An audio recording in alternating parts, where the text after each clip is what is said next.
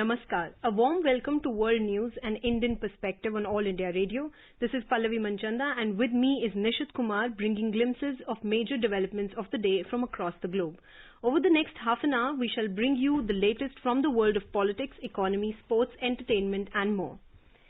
As the world fights the COVID-19 pandemic, we begin with a message of caution to stay safe and protected by following these three simple steps. Wear a face mask, maintain social distancing and focus on hand and face hygiene. The headlines: India's biggest aero show concludes in Bengaluru. India's strides in defence and aerospace sectors lauded by President Ramnath Kovind. India becomes the fastest country to achieve 5 million COVID-19 vaccinations. United Kingdom revokes the broadcasting license of China Global Television Network. UN Security Council calls for the release of Myanmar's leader Aung San Suu Kyi. WHO says dispatch of 90 million of COVID-19 vaccines to Africa expected to start in February. And in cricket, England were 263 for 3 at stumps on day 1 of Chennai test against India.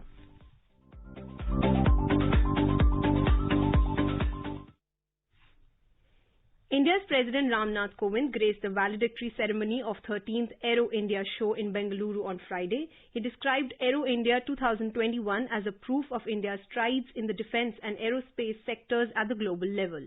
India 2021 is a living proof of India's ever-growing strength in the defence and aerospace sectors. The event has exhibited that the global confidence in India's capabilities is growing steadily.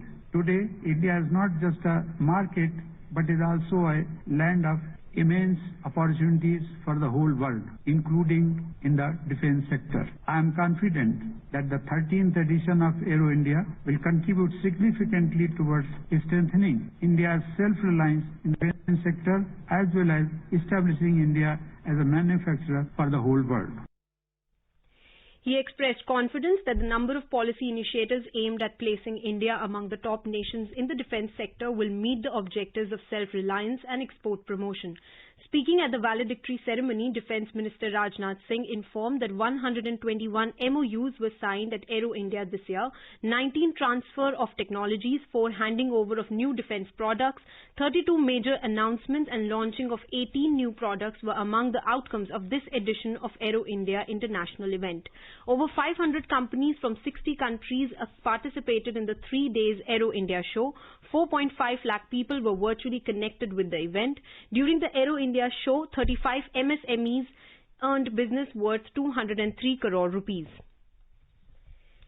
Agriculture Minister of India Narendra Singh Tomar asserted that the government under the leadership of Prime Minister Narendra Modi is committed towards the development of villages, poor and farmers in the country. Bharat सरकार नरेंद्र मोदी जी का नेतृत्व पूरी तरह किसानों के प्रति प्रतिबद्ध है, किसानों के प्रति समर्पित है। हम लोगों ने लगातार उनको सम्मान देने की कोशिश की है, 12 बार ससम्मान बुलाकर बातचीत की है।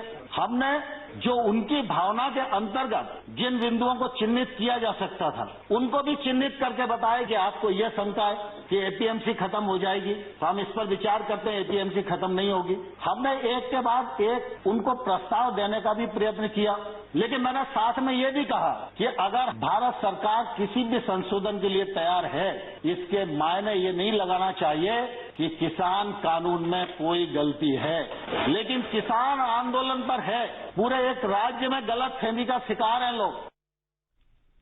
Participating in the discussion in upper house of the parliament, Rajya Sabha, Mr. Thomas said that despite holding a series of threadbare level talks with the farmer unions, none of the unions could come up with any flaw in the farm laws. The minister also reiterated that the point of contention is far from comprehension. Responding to multiple queries of the opposition members regarding contract farming in the Farm Acts, the minister emphatically asserted that in order to protect the interests of the farmers, the provisions of the new laws allow farmers to move out of the contract anytime. Mr. Thomas said the government is committed towards the goal of doubling farmers' income and the new farm laws are an instrument to achieve the same. India's trajectory of leaping across landmarks in its fight against the global pandemic continues. Indian government has said that more than 5.2 million beneficiaries have been vaccinated for COVID-19 till 6 p.m. today. Briefing media in New Delhi, Additional Secretary in the Health Ministry, Dr. Manohar Agnani, said India has been the fastest country to achieve 5 million COVID-19 vaccinations in just 21 days. The country's COVID-19 recovery rate has reached 97.16%. In another development, pharma company Pfizer has withdrawn an application for emergency use authorization of its COVID-19 vaccine in India, the company's spokesperson said. The company participated in the subject expert committee meeting of the Drug Regulatory Authority of India, DCGI, on Wednesday. In a statement, the Pfizer company spokesperson said it will continue to engage with the DCGI and resubmit its approval request with additional information as it becomes available in the near future. India and Bahrain have agreed to forge deeper engagement in the field of renewable energy.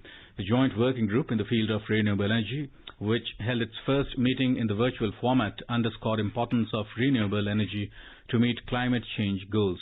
The two sides presented the initiatives taken, progress made and future targets set by their governments. They also discussed opportunities available in the sector. They agreed to share experiences, expertise and best practices in the field of renewable energy. They decided to have greater engagement in capacity building and focused cooperation. India's Central Bank, Reserve Bank of India, RBI, kept rates steady at record low levels as expected on Friday. The repo rate is kept unchanged at 4% and the reverse repo rate at 3.35%. RBI said it would maintain support for the economy's recovery from the pandemic by ensuring ample liquidity for markets to absorb a massive government borrowing program. While announcing the policy review, the RBI Governor Shaktikant Das said that the GDP growth is projected at 10.5% in financial year 2021-22. The United Nations Security Council UNSC has expressed deep concern over the military takeover in Myanmar. The UNSC has called for the immediate release of the country's elected leader Aung San Suu Kyi and President Win Myint. The 15-member UNSC in its first statement agreed by consensus has stressed the need to uphold democratic institutions and processes, refrain from violence and fully respect human rights, fundamental freedoms and the rule of the law. The members of the Security Council express deep concern at the declaration of the state of emergency imposed in Myanmar by the military on the 1st of February and the arbitrary detention of members of the government, including State Councillor Aung San Suu Kyi and President Win Myint and others. They called for the immediate release of all those detained. The members of the Security Council emphasised the need for the continued support of the democratic transition in Myanmar. Myanmar's transition to democracy was derailed when Army Commander Min Aung Hlaing took power, alleging irregularities in an election last November that Suu Kyi's party won in a landslide. Meanwhile, US President Joe Biden's administration is considering an executive order in response to the coup that could include some sanctions, National Security Advisor Jake Sullivan said. In another development, Myanmar's military rulers have blocked access to Facebook. Officials said the social media platform would be blocked for the sake of stability. The leaders of Indonesia and Malaysia have said that they were seeking a special meeting of Southeast Asian nations to discuss the situation in Myanmar. After meeting visiting Malaysian Prime Minister Muhyiddin Yassin, Indonesian President Joko Widodo said that foreign ministers had been asked to talk to the current chair of the Association of Southeast Asian Nations, ASEAN, to try to set up the special meeting on Myanmar. ASEAN had said earlier this week that it had been watching developments there closely. Both leaders also stressed the importance of international law in the South China Sea, and Muhyiddin called for self-restraint and to avoid militarization. The Nigerian director Desmond Obiegel movie The Milkmaid about the jihadist insurgency in his country has been put forward as an Oscars contender. The Milkmaid tells the story of two sisters who are abducted from their village during a deadly attack by Boko Haram militants in the northeast Nigeria.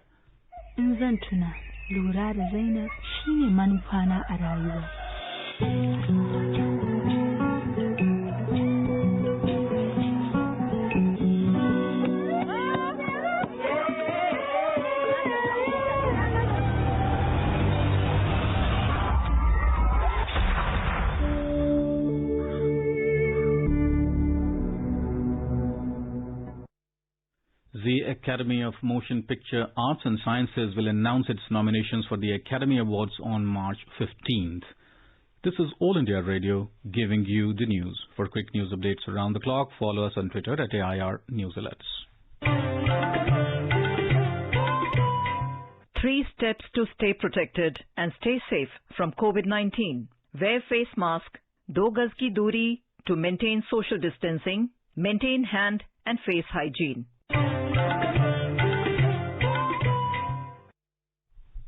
United Kingdom media regulator Ofcom has revoked the broadcasting license of China Global Television Network, CGTN, the international English language channel of China's state broadcaster, CCTV, after the national regulator found that it was wrongfully held by a separate entity.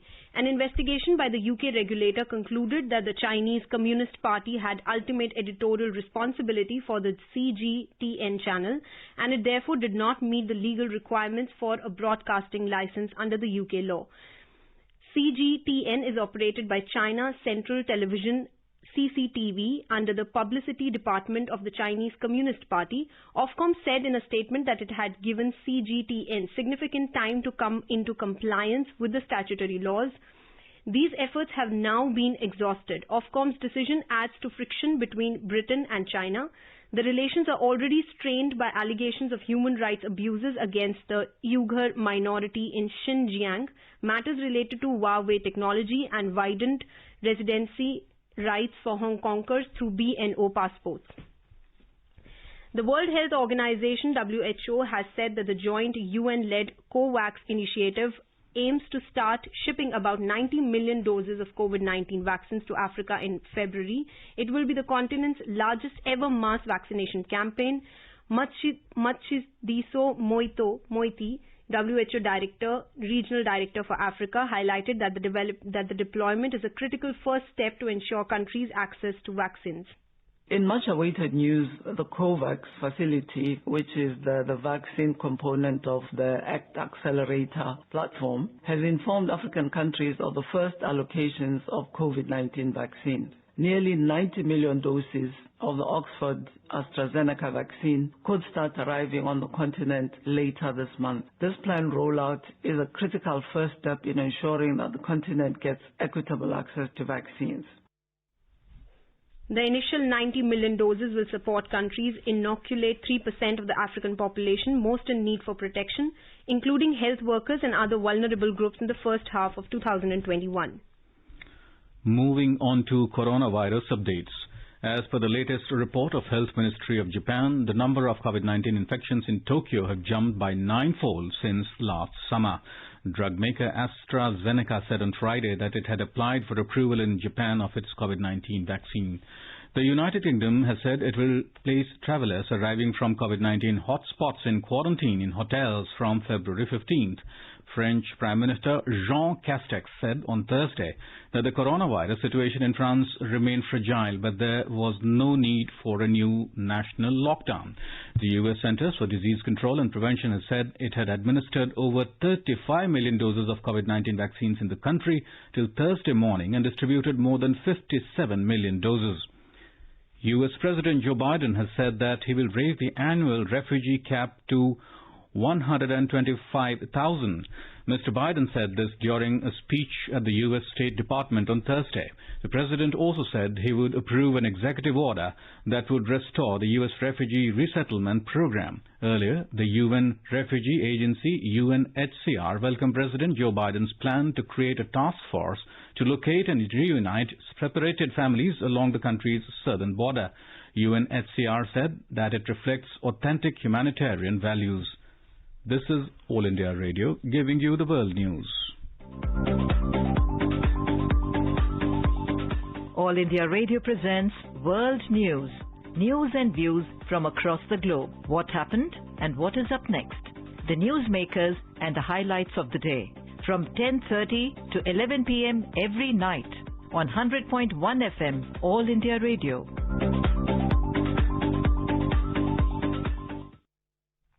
In our Hotspot segment, we bring you a special report on Asia's biggest aero show, Aero India 2021, that was concluded today in Bengaluru.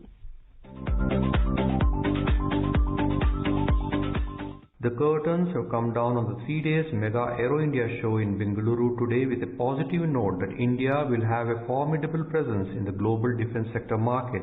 The show clearly declared to the world its intentions of becoming a Atmanirbhar Bharat.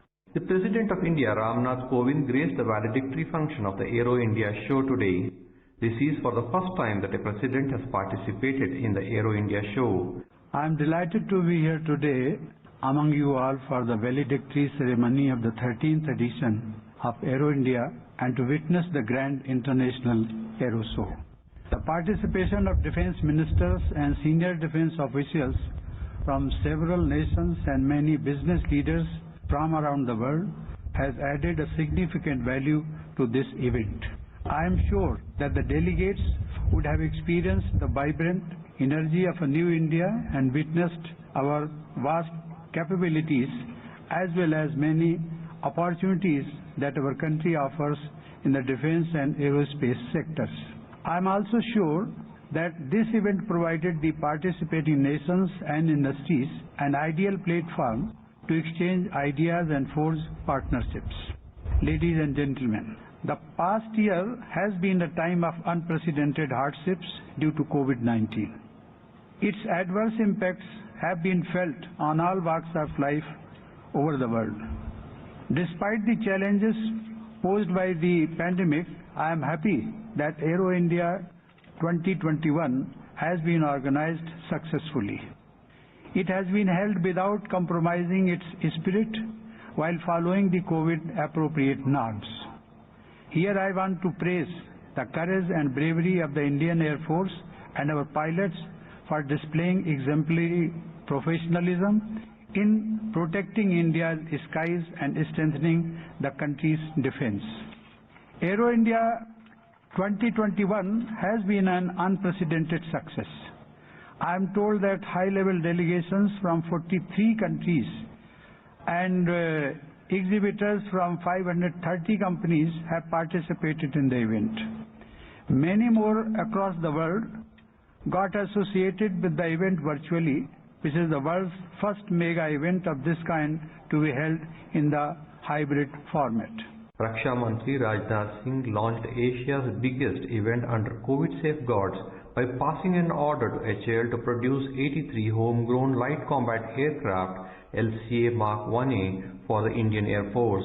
Speaking on the occasion, he said that India offers multifaceted opportunities to the world fora in the field of defense and aerospace sector. Friends, the Aero India 21 will display the vast potential for India and the multifarious opportunities that our country offers in the field of defense and aerospace sector.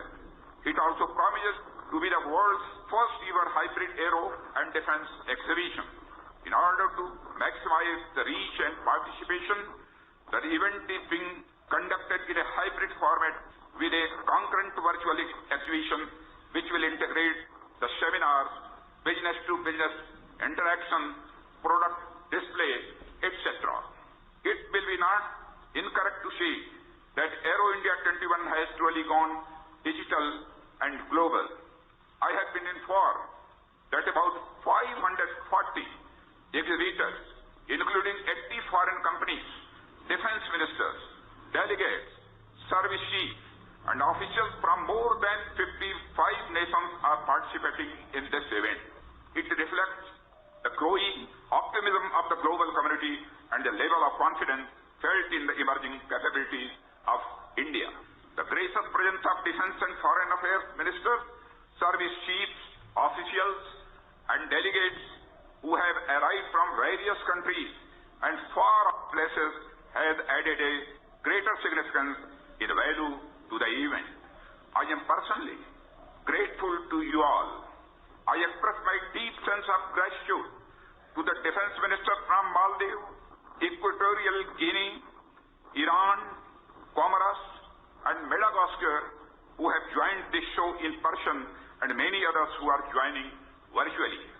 I also recognize the presence of CEOs of global and Indian aerospace and defense majors. Friends, India today offers a unique opportunity in defense and aerospace manufacturing. This opportunity comes as a sangam of rising demand, greater innovation, conducive policy, and a maturing ecosystem in defense and aerospace manufacturing sector. We have taken many steps to strengthen our security apparatus recently. Domestic manufacturing of bigger and complex defense platforms has now become the focus of our policy under the Atmanirbhar Bharat Abhiyan.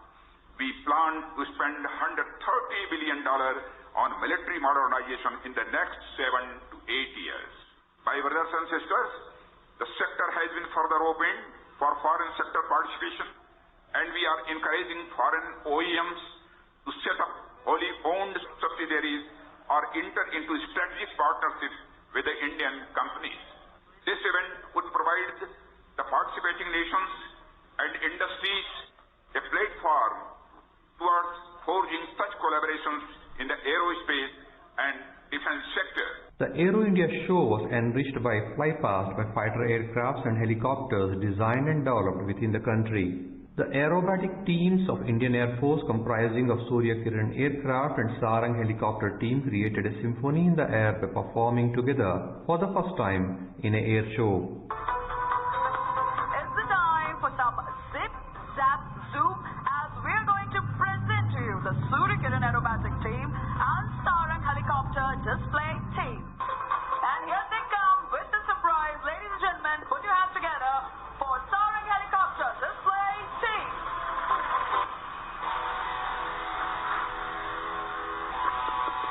The Sarang team is maintaining wine glass formation while raising a toast on this momentous.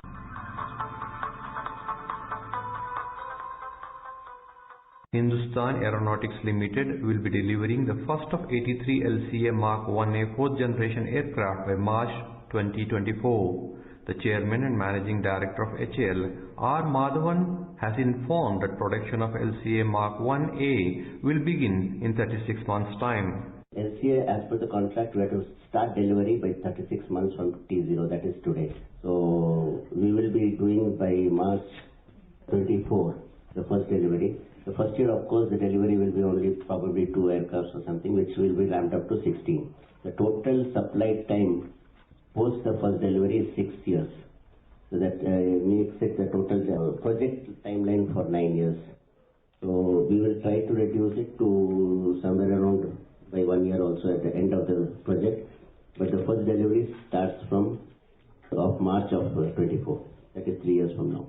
As of today, 463 vendors are involved, both MSMEs and bigger companies involved in that. Major, if you talk about your Tier 1 suppliers, there are some 5 major, what we are talking about is L&T, WEM Technology, those who are giving us the structures. This number, we expect that will go up to at least 550 to 600, somewhere in that range by the end of this, because more and more MSMEs will be coming in and sitting in because the numbers are higher. And as far as the order is concerned, if you remove the tax part of it, and the order is worth about 36,000 crores, out of which somewhere around 6,000 crores goes directly to the MSMEs, and another 3,000 through, because we are also supplying the ground support equipment and other things, so that another 3,000 is expected to go towards that for the Indian partners. So that's about it. Remaining, the major component still continues to be the material part of it. So as long as we are still procuring it from foreign countries, that is why we are selling that indigenous content is around 52%. This is somewhere something that we'll have to see how we can increase the indigenous content in the raw materials. So in that case, there will be more indigenous content. That is how we are planning that we will improve it to around 65%. Provided some of the other vendors who are now in Tier 2, Tier 3 come into Tier 1 status and give us systems and LRUs and finished units. This is what the plan is. Raksha Mantri Rajnath Singh had released the new Revision of Design, Development, Production of Manufacturing of Military Aviation Stores during the first day of Aero India event. The DG of Aeronautics Quality Assurance, Mr. Sanjay Chawla, spoke exclusively to AIR News on the new features of this revised policy. DGAQA, that is Director General Aeronautical Quality Assurance, are providing quality assurance and final inspection clearance for all the military aviation stores in our country, be it Army Aviation, Naval Aviation, Coast Guard Aviation and Indian Air Force Company. Honorable Raksha Mantri was kind enough to release a new revision of the DDP mask document, that is Design, Development, Production, Manufacture of Airborne Stores, which is the main governing document for certification as well as quality assurance of military aviation stores in the country. One new feature which yesterday Honorable Raksha Mantri has released is, up till now, the Indian industry were waiting for the orders and then they were getting the certification and quality assurance coverage. With the new policy, which is also part of the DAP, Defense Acquisition Policy, and the major thrust is on Atmanirbhar Bharat as well as on the export. So with this, without having any firm orders, the Indian industry can start developing stores at their own, looking for Indian customers as well as customers from all over the world as the export market, and they can approach DGAQA for providing quality assurance coverage, and we can evaluate these items. We will test it, inspect it as per the governing standards, and if they are meeting all the requirements, the industry will be given a certificate for fit for military use. With this certificate, they can approach the world market, and those items can be supplied to other defense forces with our inspection coverage on request basis.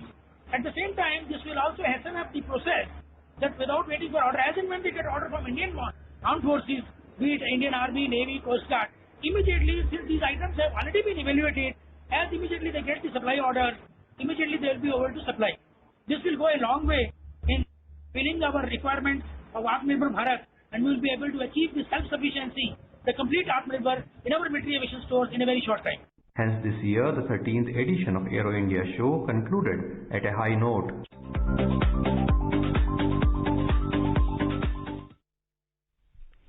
The 45th Kolkata International Book Fair will be held in July this year at the Central Park ground of Salt Lake. This year, the focal theme country is Bangladesh to mark the country's Golden Jubilee Year of Independence and the centenary of Bangabandhu Sheikh Mujibur Rahman, 125th birth year of Netaji Subhash Chandra Bose and birth centenary of Satyajit Ray will also be celebrated in the book fair. Earlier, the Kolkata International Book Fair was deferred due to the pandemic situation.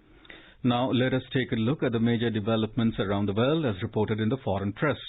The New York Times reports that US job growth was weak in January. The Guardian writes that UK quietly expelled Chinese spies who posed as journalists. Sputnik News has reported that Kremlin expresses regret over Biden's aggressive statements on Russia. The Sydney Morning Herald writes that Trump's lawyers reject request for ex-president to testify in impeachment. And the Himalayan Times reports that US warship sails near Chinese-controlled South China Sea islands. And moving on to sports, in cricket, England were 263 for 3 in the first innings at stumps on the opening day of the first test match against India at the MA Chidambaram Stadium in Chennai today. England skipper Joe Root scored a classy century in his 100th test. For the hosts, Jasprit Bumrah claimed 2 wickets while Ravichandran Ashwin bagged 1. And in tennis, Serena Williams has pulled out of the Australian Open 2021 because of a shoulder injury. A quick look at the headlines once again. Asia's biggest aero show concludes in Bengaluru. India's strides in defense and aerospace sectors lauded by President Ramnath Kovind. India becomes the fastest country to achieve 5 million COVID-19 vaccinations. United Kingdom revokes the broadcasting license of China Global Television Network. UN Security Council calls for the release of Myanmar's leader Aung San Suu Kyi. WHO says dispatch of 90 million of COVID-19 vaccines to Africa expected to start in February. And in cricket, England were 263 for 3 at stumps, won on day 1 of Chennai Test against India. India is celebrating the 151st birth anniversary of Mahatma Gandhi. Before we end, let us listen to his favorite bhajan, Vaishnav Jan, by artists from Bangladesh.